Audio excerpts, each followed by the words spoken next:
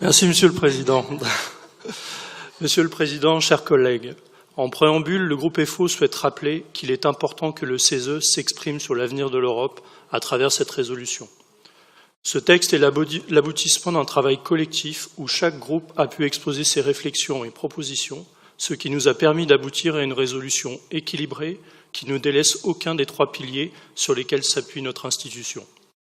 Le groupe FO a soutenu plusieurs des propositions formulées dans cette résolution et rappelle que la relance du projet européen est nécessaire dans une période où nous constatons que la montée des nationalismes et un repli sur soi dans certains pays. La relance du projet européen ne peut aboutir qu'en mettant en avant l'Europe sociale et non seuls les critères de liberté de marché. La crise de la Covid a montré combien une Europe forte est utile face à une crise subite et majeure. Elle a également prouvé qu'il était possible de rompre avec le dogme de l'austérité et de réduction des déficits, présenté comme seule solution possible au détriment de politiques économiques dites de relance. Nous craignons qu'une fois la crise passée, ce dogme revienne en force, faisant payer la note aux travailleurs européens. Nous sommes d'accord avec l'idée qu'il faut donner un nouveau souffle au projet européen, mais pour ce faire, il faut aller vers plus de solidarité et de réelles politiques de protection sociale et de lutte contre le dumping social.